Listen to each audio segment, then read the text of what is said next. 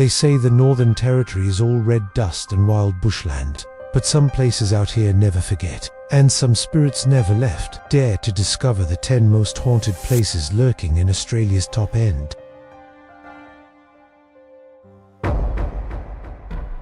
Old Fanny Bay Jail in Darwin, Northern Territory, Australia. It is one of the most haunted places in the country. From the moment you step through those rusted gates, you feel it. The spirits are restless. They say, if you listen closely, you can still hear the screams of prisoners echoing through the halls. The sound of their dragging chains, a constant reminder of their torment. For over a century, this prison held some of the most hardened criminals in Australia's colonial history. Men who'd committed unspeakable acts were brought here to be punished, to be reformed, or simply to die. And death they did. 2 men were hanged here in 1952, John Novotny and Jerry Cozy. Locals say their spirits never left. It was late, just past midnight, when a group of friends decided to sneak into the prison for a night of ghost hunting. They were a motley crew, bound by their love of the paranormal and their morbid curiosity. There was Anna, a history student from Melbourne, fascinated by the prison's grim past. Beside her, Ben, a skeptical journalist, more interested in the mystery than the ghosts. Bringing up the rear was Charlie, a local tour guide, his knowledge of the prison's haunting second to none. As they made their way through the prison, Anna suddenly stopped, her breath hitched in her throat. Through her camera, she saw it, a faint, barely discernible figure, yet it was enough. There, standing at the end of the hallway, was a man, or at least the ghost of one. He seemed to be swaying slightly, as if hanging from something. Then Anna noticed the noose around his neck. She lowered her camera, her heart pounding in her chest. Had she really seen that? Suddenly, a cold spot seemed to form around her, the air growing heavy and still. And then she heard it, a low, broken voice like the whisper of wind through a graveyard. "I didn't do it." The words echoed in her ears long after the voice faded away. Panic seized her. She turned and ran, her footsteps echoing in the cavernous space. She didn't stop until she hit the front gate. Later, back at her hotel room, Anna pored over the footage from her camera. She had captured a lot that night. Images of the prison's decaying grandeur, the peeling paint, the crumbling stone. But what she didn't expect to find was this, a single frame, blurred and indistinct, yet undeniably there behind her shoulder. The outline of a man in prison garb standing where the gallows once stood. Anna never returned to old Fanny Bay Jail. The memory of that night, the feeling of unseen eyes watching her every move, the voice in her ear, the image on her camera. It all became a chilling part of the prison's lore, a story whispered among the ghost hunters and tour guides who braved the darkness of this haunted place. This is Adelaide River War Cemetery in Adelaide River, Northern Territory. During the day, it's a beautiful sight. You can see rows upon rows of white headstones bathed in golden sunlight. But when dusk falls over Adelaide River War Cemetery, the silence turns heavy and the stories begin to breathe. One of those stories is about a former army officer named Tom. Tom came to the cemetery to pay respects to a mate who died in the Vietnam War. He arrived just after sundown and soon found himself alone at the gravesite, or so he thought. He noticed a lone figure standing still at the far end of the cemetery, dressed in an old military uniform with a caplo over his eyes. The posture was painfully familiar, straight and formal like a soldier on duty. So Tom raised a hand to greet him, but there was no response. He stepped closer, but the figure remained motionless, and in the blink of an eye, it vanished. Confused, Tom scanned the area, but there was nowhere to hide. The cemetery was completely flat and open, so he just dismissed it as a trick of the light. But then, he heard heavy, deliberate footsteps beginning to pace behind him. When he turned around, there was nothing there. Later, he spoke to the cemetery caretaker, who simply nodded solemnly. "You saw him, didn't you?" He said, "He's been standing guard for decades, always around sunset." And while Tom's story is the most well-known, he's not the only one who's seen this ghostly soldier. Some have heard the echo of footsteps and salutes in the wind, while others have smelled the lingering scent of pipe smoke near the World War II section, where no one smokes anymore. The spirits here aren't angry, but they're not gone either. Duty, it seems, doesn't always end with death, and some soldiers never leave their post. If you enjoyed this video, be sure to stay tuned for more scary stories from around the world. Is this theatre haunted? What do you think? Let me tell you why they call it the Theatre of Shadows. In the heart of Darwin, Northern Territory, stands Brown's Mart Theatre, a cheerful yellow facade by day.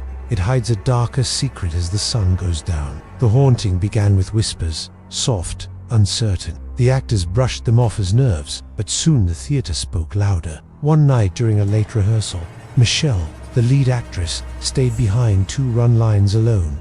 The seats were empty, the lights were dim. As she spoke her lines, she heard a faint clapping from the balcony above. She froze. There was no one there. Then she heard footsteps above her, slow and deliberate, moving across the second-floor balcony. She crept up the stairs, her heart pounding, and found only rows of empty seats. The air was cold and thick with perfume, floral, old-fashioned and heavy. That night, she checked the CCTV.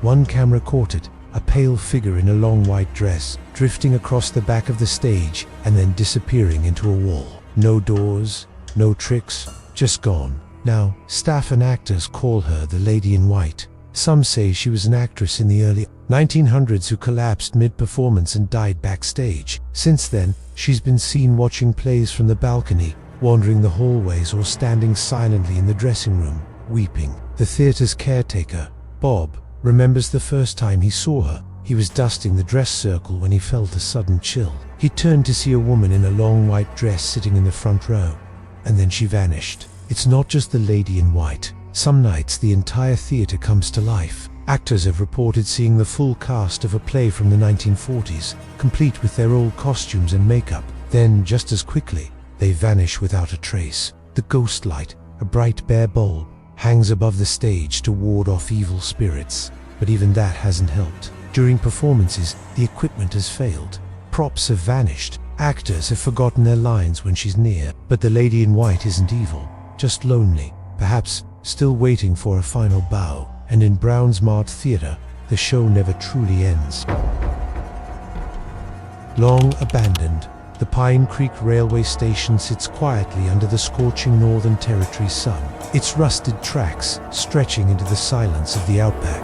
But some nights that silence is shattered by the sound of a train that no longer exists. It was midnight when Daniel, a backpacker with a thirst for adventure and a healthy dose of skepticism, decided to explore the old station. The crumbling platform and the derelict signal tower were all that remained of what was once a bustling transport hub. As he stood taking photos, the only sounds were the crickets and the mournful call of an owl. Then he felt it, a sudden vibration beneath his feet, like something heavy was rumbling in the distance. Then he heard it, a low whistle, the kind that makes the hair on the back of your neck stand up. It was followed by the unmistakable clack of wheels on steel, but there was no train. He looked down at the tracks. They were old, rusted, and lost to the bush. Had he imagined the sound? Was it some trick of the outback, the way the wind plays with your ears? Or was there really a train out there in the darkness? Then, from the corner of his eye, he saw it, a headlamp, piercing the impenetrable darkness, rushing toward him. Daniel jumped off the platform and stumbled back, his heart pounding in his chest. He could see the light now, a fiery streak in the darkness, growing brighter, faster. It was coming right for him. Then, just like that, it vanished. The sound, the light, the tracks lay cold and still beneath his feet. Locals whisper of the ghost train, they say. A century ago, a locomotive came barreling around the bend, derailing at the Pine Creek station. The engineer and several passengers were killed, their souls trapped in the wreckage. Some say the train comes searching for its final stop. Others claim if you stand on the tracks too long, it takes you with it. Daniel didn't stick around to find out. He left the next morning, pale and silent. The picture he took left on his phone, a single streak of light right where the train should have been. The ghost train of Pine Creek lives on, a chilling reminder of the outback's haunting past. And if you listen closely, you can almost hear the clack of its wheels on the rusted tracks, a lonely lament in the heart of the desert. Deep in the bushland near Bachelor in the Northern Territory of Australia lies the decaying shell of Rum Jungle Mine, once a thriving uranium site that was abruptly shut down in the 1960s. Today, the buildings are overgrown, fenced off, and eerily silent, but beneath the red dust and twisted metal, something still stirs. Liam was a drone hobbyist. who spent his weekends exploring abandoned places and filming them for his YouTube channel. Rum Jungle was the perfect find. Radioactive history, complete with mystery and isolation. As his drone flew over the old processing plant, the feed from the camera on board began to glitch, warping and twisting before cutting to black. When he retrieved the drone, it was intact, but when he checked the camera, he saw something he hadn't seen in real time. A figure in miner's gear, standing still at the edge of the building. Helmet, boots, but no face, just shadow where a man's features should be. Curious, Liam stayed after dark. That was his mistake. As the sun vanished, he heard a faint hammering, metal on rock, echoing from deep within the ruins. Then voices, low and garbled, as if underwater. He followed the sound to a collapsed tunnel entrance. Suddenly, the air went icy. Then he heard it, one word, clear and close: run. He didn't need to be told twice. Locals say the mine's collapse in the 1950s trapped several workers alive. Their bodies were never recovered. Since then, strange lights have been seen flickering underground, and some who wandered too close report dreams, vivid and violent, of suffocation and convenience. Now, years after that fateful day, all that's left of Rum Jungle is a rusting reminder of a bygone era, a place where the past isn't buried, but lingers, waiting to be uncovered. The Northern Territory of Australia is renowned for its stunning natural beauty, but it also holds a darker secret, a hidden history of tragedy and despair. If you enjoyed this spooky story, stay tuned for more. And for more explorations of the unknown, don't forget to subscribe. With that, I'll catch you next time. The Residency, Alice Springs, Northern Territory. At first glance, the Residency in Alice Springs looks like a quaint colonial home. White walls, wrap-around veranda, and the weight of history in every timber beam. But behind its charming exterior, something cold and unseen lingers. In 2016, a visiting historian named Claire was granted overnight access to the house for research. She was cataloguing artifacts late into the night when she noticed the grandfather clock in the hallway ticking, loud, deliberate, but the clock had been broken for decades. As the ticking grew louder, Claire stepped into the hallway and froze. A woman stood at the far end, dressed in a turn-of-the-century nurse's uniform, eyes hollow, her face drained of color. Claire blinked. The woman was gone, but the scent of antiseptic filled the air. She would later learn that during the 1930s, the Residency served as a medical outpost. A young nurse had died during a typhoid outbreak, overworked, fevered, and alone. Since then, staff have reported lights switching on and off, cold spots and whispers near the infirmary wing. One guest claimed to wake up with handprints on their bedsheet, small, faint and wet. Paranormal investigators caught EMF spikes and a chilling EVP recording, a female voice repeating, "I tried, I tried." Some believe she's still tending to the sick. Others say she doesn't know she's gone, but all agree the house remembers her and she remembers everyone who enters. This terrifying camping discovery was never supposed to be found by humans. The Northern Territory of Australia is full of natural wonders. Its vast expanse of desert and grassland is home to some of the most beautiful sights on Earth. One of these is the Jasper Gorge, a popular tourist destination known for its towering cliffs and crystal-clear waters. The area is also steeped in history, with evidence of human habitation dating back thousands of years. In recent decades, the gorge has become a popular spot for campers and hikers looking to experience its natural beauty. But some say that what lies beneath the surface is not so beautiful after all. It was here in the 1980s that two experienced hikers, Matt and Rachel, decided to set up camp near the river's bend. For the first few hours, everything was going well. The weather was calm and peaceful, but as the sun began to slip behind the ridge, the temperature dropped and the wind picked up. It was then that Matt and Rachel heard the sound that would change their lives forever. At first, it was just a low hum, but soon it grew into a mournful song. The sound seemed to echo down the cliffs and carried with it a strange sadness. Matt and Rachel looked around, trying to locate the source of the singing, but they couldn't see anyone. They assumed that it was a group of tourists nearby, but when they called out, there was no reply. As the night wore on, the singing grew louder and more intense. Then, in the early hours of the morning, Rachel woke up to what sounded like footsteps. Someone or something was circling their tent, bare feet padding on stone. Matt unzipped the tent flap and shone his light into the darkness, but he could see nothing. across the river. However, they saw a dark figure standing motionless, watching them. In the morning, after of course not sleeping at all, they found small handprints in the dirt surrounding their tent. The prints looked childlike, and there were dozens of them, but they had not heard a child's voice or any other sound besides the singing. Some of the prints led to the riverbank, but there was no path or track. It was as if the prints had been made by a creature from another world. Local indigenous elders speak of restless spirits that are bound to the gorge after ancient tragedies. Some are said to be the guardians of the land, while others are lost and confused. It is said that when the balance of the land is disturbed, they make their presence known. People have vanished in a gorge, and equipment has failed. Time seems to stop. Hours can be lost in minutes. Before leaving, Rachel recorded the sound of the singing. When the audio was analyzed, it was discovered that the voice wasn't just singing, it was calling her name. If you find this place and hear the singing, don't stay there. Leave immediately. And whatever you do, don't look back.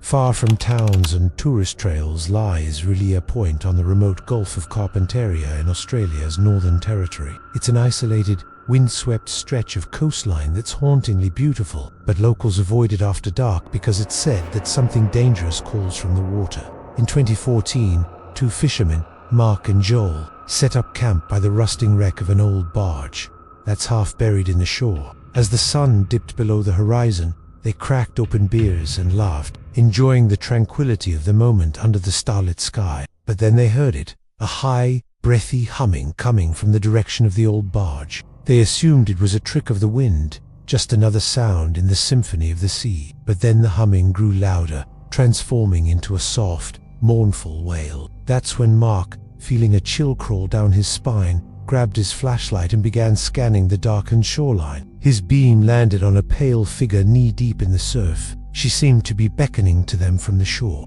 with a wild, unhinged look on her face. Her long, black hair streamed behind her like a thick, oily waterfall. Her skin was white as bone, almost translucent in the moonlight, and her eyes, or the sockets where her eyes should have been, stared back at him with an otherworldly intensity. Joel, his voice cracking with fear, called out to her, but she didn't respond. Instead, she took a step forward into the water and vanished beneath the waves. Panic seized them. They needed to get out of there. They fumbled with the engine, trying to start it and get away, but as if sensing their fear, it sputtered and died. And then, from behind the wreck, a wet, ragged, gurgling breath filled the silence. They never stayed the night, and dawn found them packing their gear and racing away from the ghostly apparition of Relia Point. The indigenous people have warned of water spirits that lure unsuspecting travelers to their deaths. Some say these are the souls of women lost to the sea,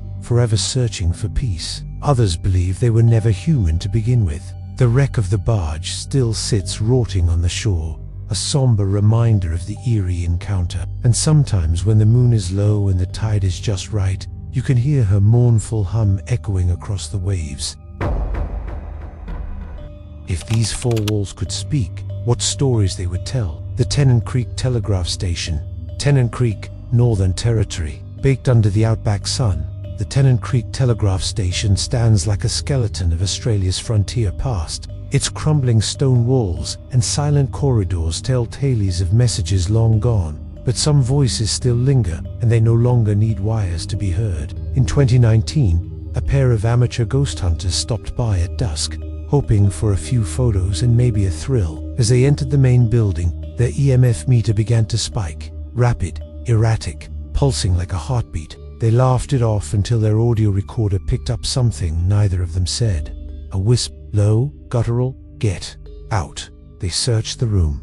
Empty. Suddenly, the heavy front door slammed shut behind them, and then footsteps, slow, heavy, approaching from the hallway. The air turned sharp, metallic. One of them began coughing, eyes watering, as if smoke had filled the room. But there was no fire. Historians believe a fire did sweep through the station in the late 1800s, trapping a worker inside. His body was never found, just scorched tools and ash. Since then, multiple visitors have reported hearing tapping on the walls, sudden nausea, and the sensation of being choked. One tourist even blacked out, and later awoke with a burn mark on his wrist, shaped like a key. The station hasn't transmitted a message in over a century, but someone or something is still trying to send one. Do you believe in ghosts? Let me know your spooky season plans in the comments. Then stay tuned for more terrifying tales next week. This is the scariest place on Earth. By day, it's a paradise. Water cascades over moss-covered rocks into crystal pools. Lush green rainforest surrounds you. You can hear birds and insects and the laughter of families echoing off the rocks. It's the perfect day trip. And for those lucky enough to camp nearby, the symphony of the night is just as magical. You can hear frogs and crickets, and the trickle of water as it gently flows over the stones. But when the moon is full, something ancient awakens beneath the surface. Something that waits until the last sliver of sun dips below the horizon and the first stars begin to glisten in the inky sky. Something that calls out to you. Come in, join me. This is what happened to a couple named Adam and Jess. They were young, adventurous, and very much in love. And in 2021, they decided to camp near Wangi Falls in Litchfield National Park in the Northern Territory of Australia. They spent their days swimming in the pools, taking selfies, and enjoying the beauty of the park. But when dusk fell, a strange chill crept into the air. Despite the tropical heat, they couldn't help but shiver. Then Jess noticed something strange. There were no frogs, no insects, just the steady drip of water. And then she heard a whisper. Come in, join me. She turned to Adam. His face was pale and drawn. Did you hear that? She whispered back. Before he could reply, something emerged from the pool. A woman, her long black hair slicked over her face. She was tall and thin, and as she turned to them, they saw her hollow eyes and a mouth filled with water, gurgling the same two words, "Join me." They didn't need to be told twice. They ran as fast as they could, adrenaline pumping through their veins, the sound of splashing getting louder and closer. They set up camp further away from the falls, and all night they heard the sound of someone swimming circles around their tent. In the morning, the sand around their campsite was soaked, even though it hadn't rained. When they finally gathered the courage to look, they saw only wet footprints leading away from the tent and straight into the pool. No ripples, no bodies, just silence. And the falls, they were still flowing. The elders of the area warn of spirits that live in Wangi Falls, tied to Dreamtime legends. Some say the spirits are shapeshifters, drawn to grief, loneliness, or arrogance. Others say they are the guardians of the sacred site, punishing those who disrespect it. Tour guides have heard cries from the falls. Rangers refuse to camp there alone. And in rare cases, tourists have vanished, leaving only wet footprints behind. No ripples, no bodies, only silence, and the falls still flowing. Now, it's your turn. Would you swim in these falls? Let me know in the comments below. And if you like this video, stay tuned for more scary stories from around the world.